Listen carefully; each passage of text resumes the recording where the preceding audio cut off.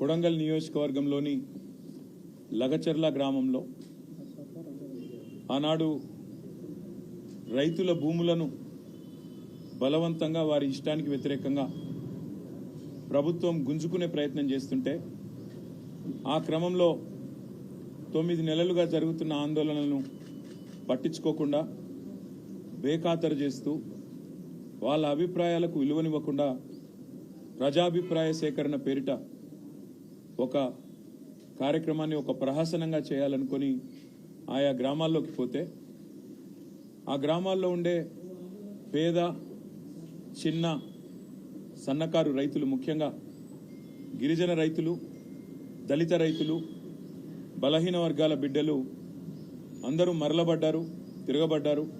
ప్రభుత్వానికి ప్రజాస్వామికంగా తమ నిరసనను చాలా గట్టిగా, చాలా స్పష్టంగా చెప్పారు. ఈ సంఘటన జరిగి ఈ రోజుకి సరిగ్గా నెల రోజులు దాటింది. స్వయంగా జిల్లా కలెక్టర్ గారు ఈ రోజు వరకు నెల రోజుల తర్వాత కూడా నా మీద ఎట్లాంటి దాడి జరగలేదు, దాన్ని దాడిగా పరిగణించకండి అంటూ వికారాబాద్ జిల్లా కలెక్టరేట్లో పనిచేసే ప్రభుత్వ ఉద్యోగులు బయటికి వచ్చి వారు నిరసన చెప్పే ప్రయత్నం చేస్తే కలెక్టర్ ప్రతీక్ జైన్ గారు ఏం కాలేదు, ఇదో చిన్న సంఘటన అంటూ ఆయన దాన్ని చాలా హుందాగా జరిగిన సంఘటనని రైతుల మనోభావాలు అర్థం చేసుకుని కలెక్టర్ గారు దాడి జరగనే లేదు అన్న మాట మాట్లాడినారు. కానీ ప్రభుత్వం మాత్రం, రేవంత్ రెడ్డి గారు మాత్రం ఇదేదో ఆయన పర్సనల్ ప్రెస్టేజ్కి సంబంధించిన అంశం అన్నట్టు, ఆయన కిరీటం ఏదో కింద పడిపోయినట్టు, ఆయన ఏదో రారాజు, నేను చక్రవర్తిని, శాశ్వతంగా తెలంగాణకు నేనే ఈ సామ్రాజ్యానికి అధిపతిని అన్నట్టుగా చాలా ప్రెస్టేజ్గా ఫీల్ అయిపోయి అదే రోజు దాదాపు 16-17 మంది రైతుల్ని తెల్లారి మా నాయకుడు కొడంగల్ మాజీ శాసనసభ్యుడు, మాజీ శాసన మండలి సభ్యుడు సౌమ్యుడు సోదరుడు పట్నం నరేందర్ రెడ్డి గారిని ఉదయం పూట వాకింగ్కి పోతుంటే కేబీఆర్ పార్క్ దగ్గర మఫ్టీలో వచ్చిన పోలీసులు అరెస్ట్ చేయడం జరిగింది. 12 నవంబర్ నాడు ఆ రోజు ఈ రైతులందరినీ పోలీస్ కస్టడీలోనే చిత్రహింసలకు గురి చేయడం జరిగింది. 3rd డిగ్రీ టార్చర్ కూడా చేయడం జరిగింది. ఇది నేను చెప్పడం కాదు, వాళ్ళు స్వయంగా ఆ రోజు మేము సంగారెడ్డి జైల్లో కలిస్తే వాళ్ళు స్వయంగా చెప్పిన మాట, మమ్మల్ని చిత్రహింసలు పెట్టినారు అని. మరి మెజిస్ట్రేట్ ముందు ఎందుకు చెప్పలేదు అంటే, మెజిస్ట్రేట్ ముందు చెప్తే మళ్ళా కొడతామన్నారు, మెజిస్ట్రేట్ ముందు చెప్తే మా ఇంటికి పోయి మా ఇంటోళ్ళని కూడా కొడతామన్నారన్న, అందుకే భయమై మెజిస్ట్రేట్కు చెప్పలేదు అన్నమాట మాట్లాడినారు. నెల రోజులుగా మొత్తం 16 మొదట అరెస్ట్ అయిన వాళ్ళు, ఆ తర్వాత మిగతా వాళ్ళందరూ కలిపితే ఇప్పుడు 40 మంది నెల రోజులుగా జైళ్లలో మగ్గుతా ఉన్నారు. ఏంటిది వాళ్ళు చేసిన తప్పు? ప్రభుత్వం అదానీ కోసం, రేవంత్ రెడ్డి అల్లుని కోసం ఇష్టారీతిన భూములు గుంజుకుంటానంటే మేము ఇయ్యము, మేమిచ్చే సమస్యనే లేదు, 70 లక్షలు విలువ చేసే భూమిని నువ్వేదో 10 లక్షల మొహాన కొట్టి తీసుకుంటానంటే ఎందుకు ఇస్తాము, ఇయ్యము, అయినా మాకున్నదే ఈ భూమి ఎందుకు ఇయ్యాలి అని చెప్పి తిరగబడ్డారు ఆ రైతులు. ఇవాళ వాళ్ళు చేసిన ఒకే ఒక్క తప్పు, రేవంత్ రెడ్డి అనే రారాజు, రేవంత్ రెడ్డి అనే ఒక అహంకారి, ఆయన మాట వినకపోవడమే వాళ్ళు చేసిన తప్పు. ఇంకా ఘోరం ఏంటంటే, నిన్న మధ్యాహ్నం 12 తర్వాత ఒక గిరిజన బిడ్డ హీరియా నాయక్, ఆయనకు గుండెలో నొప్పి వచ్చింది సంగారెడ్డి జైల్లో. గుండెలో నొప్పి వస్తే ఆయన వెంటనే జైలు అధికారులకు చెప్పినాడు, సార్ నాకు గుండెలో నొప్పి వస్తున్నదని. 1:30కి ఆసుపత్రి డాక్టర్లను పిలిచినారు, సంగారెడ్డి ఆసుపత్రికి తీసుకుపోయినారు. తీసుకొని పోయి మళ్ళీ సాయంత్రం 4 గంటలకు మళ్ళీ జైలుకు తిరిగి వచ్చినారు. కానీ ఎక్కడ కూడా ఈ వార్త బయటికి రాకుండా, బయటికి రానియకుండా, ప్రభుత్వానికి తెలుసు కానీ ప్రభుత్వం కూడా బయటికి రానియకుండా, కనీసం ఒక వ్యక్తికి గుండె నొప్పి వస్తే జైల్లో జైలు అధికారులు అంటే ప్రభుత్వ కస్టడీలో వెంటనే ఆ కుటుంబ సభ్యులకు తెలియజెప్పాలన్నా వద్దా? కనీసం చెప్పలేదు. ఆయనకేమన్నా అయితే బాధ్యత ఎవరిదని నేను అడుగుతా ఉన్నా.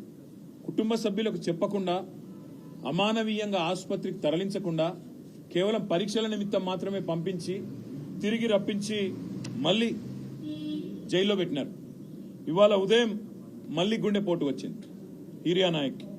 ఇప్పుడు ఈరోజు ఉదయం 11 గంటలకు, నిన్న ఒకసారి అయింది, నేను ఎవరికి సమాచారం ఇవ్వలే. ఇవాళ పొద్దున గుండెపోటు వస్తే 11 గంటలకు మళ్ళా సంగారెడ్డి హాస్పిటల్కి తరలించిండ్రు.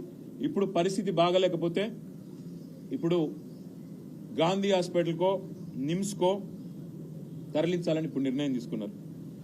హీరియా నాయక్ గారితో పాటు రాఘవేంద్ర అనే మరో సోదరుడు, బసప్ప అనే మరో సోదరుడు, వాళ్ళిద్దరికి కూడా ఆరోగ్యపరమైన సమస్యలు ఉన్నాయి.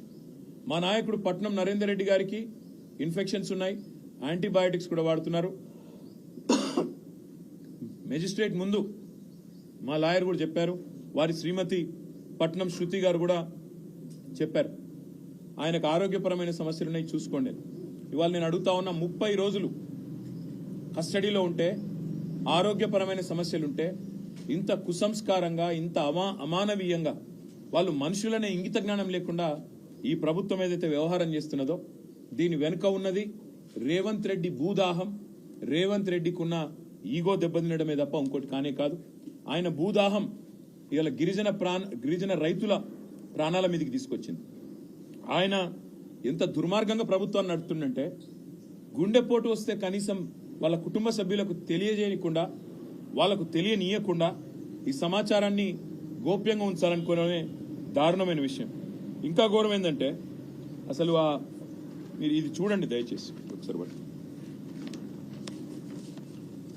ఇవాళ ఆ సోదరుణ్ణి ఆసుపత్రికి తీసుకొచ్చారు, ఇట్లా బేడీలు వేసి. ఎవడన్నా గుండెపోటు వచ్చినాడు పారిపోతారండి? గుండెపోటు వచ్చిన వాళ్ళు వెంటనే జైలు నుంచి దుంకి పారిపోతారా? ఇంత అన్యాయమా? జైలు నుంచి గుండెపోటు వచ్చిందని చెప్తే బేడీలు వేసి పట్టుకోమో,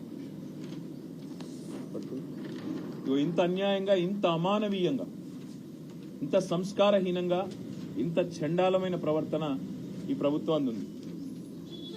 స్ట్రెచర్ మీద తీసుకురావాల్సిన మనిషిని, అంబులెన్స్ లో తీసుకురావాల్సిన మనిషిని ఇవాళ ఒక పోలీస్ బండ్లో తీసుకురావడమే కాకుండా ఇంకా నికృష్టంగా ఈ రకమైన ప్రవర్తన ఏదైతే వీళ్ళు చేస్తా ఉన్నారో ఇది క్షమార్హం కానే కాదు. నేను గౌరవ హైకోర్టు ప్రధాన న్యాయమూర్తిని కోరుతా ఉన్నా, రాష్ట్ర గవర్నర్ గారిని కోరుతా ఉన్నా, కాంగ్రెస్ పార్టీ అధినాయకుడు, పార్లమెంట్లో ప్రతిపక్ష నాయకుడు రాహుల్ గాంధీని కోరుతా ఉన్నా, డిమాండ్ చేస్తా ఉన్నా.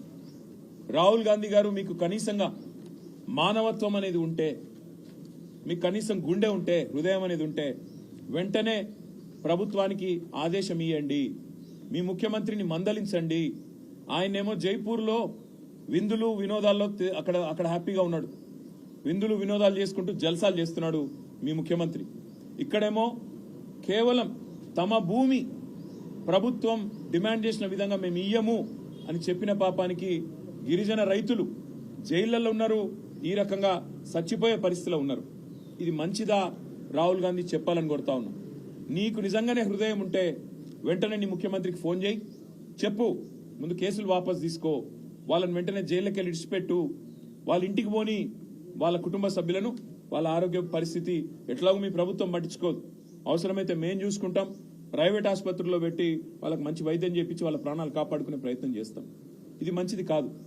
ఇంత అహంకారం, ఇంత తెంపరితనం, మేమేందో రాజులము రారాజులము, మా మాట నేను నడవాలే, ఇది మా కొడంగల్ సామ్రాజ్యంలో తిరుపతి రెడ్డి రేవంత్ రెడ్డి సామ్రాజ్యంలో ఇంకోవాళ్ళు రావద్దు అన్నట్టుగా ఈ రకంగా వ్యవహరించడం మంచిది కాదు. లగచర్లలో మీరు నిజంగానే తప్పు చేయకపోతే ఫార్మా విలేజ్ అని చెప్పి ఎందుకు వాపస్ పోయింది? మళ్ళీ అలా ఇండస్ట్రియల్ కారిడార్ అని ఎందుకు వస్తున్నారు కొత్తగా? అదేవిధంగా నేను ఇంకొకటి మా మీడియా మిత్రులను కూడా అడుగుతా ఉన్నా, రాజ్యాంగంలోని ఆర్టికల్ 14, 19, 21 ఈ 3 ఆర్టికల్స్ ప్రకారం, రాజ్యాంగం ప్రకారం, భారత రాజ్యాంగం ప్రకారం ఒక అస్వస్థతగా ఇబ్బందుల్లో ఉన్న వ్యక్తికి బేడీలు వేయడం అంటే వారి హక్కులను హరించడమే. బిఎన్ఎస్ఎస్ అనే కొత్త చట్టం వచ్చింది. ఆ కొత్త చట్టం ప్రకారం కేవలం తీవ్రవాదులకు మాత్రమే, క్రూరమైన నేరస్తులకు మాత్రమే బేడీలు వేయాలన్న నిబంధనలు ఉన్నాయి తప్ప ఇవాళ రైతు బిడ్డలకు, రైతులకు, గిరిజన రైతులకు బేడీలేసిన ఒక అహంకార దుర్మార్గ ముఖ్యమంత్రి రేవంత్ రెడ్డి వైఖరిని ఇవాళ మనందరం కూడా ముక్త కంఠంతో ఖండించాల్సిన అవసరం ఉంది. పోలీస్ మాన్యువల్స్ ప్రకారం, జైలు మాన్యువల్ ప్రకారం కూడా అండర్ ట్రయల్ ఖైదీలను ట్రీట్ చేయాల్సిన విషయంలో ఉన్న అన్ని చట్టాలను కూడా తుంగలో దొక్కుతా ఉన్నారు. దీన్ని కూడా రాష్ట్ర ప్రధాన న్యాయమూర్తి గారు దయచేసి పరిగణలోకి తీసుకోవాలని వారికి నా విజ్ఞప్తి. అదేవిధంగా ఇవాళ వాళ్ళు చేసిన నేరం ఎల్లా ఒక్కటే, గిరిజనులు కావడమే వాళ్ళు చేసిన నేరం, చిన్న రైతులు కావడమే వాళ్ళు చేసిన నేరం. ఆయనకు ఏ పదవి లేని తిరుపతి రెడ్డి గారేమో కొడంగల్లో 200 మంది ప్రైవేట్ సైన్యంలాగా పోలీసులను పెట్టుకుని ఊరేగుతా ఉన్నాడు.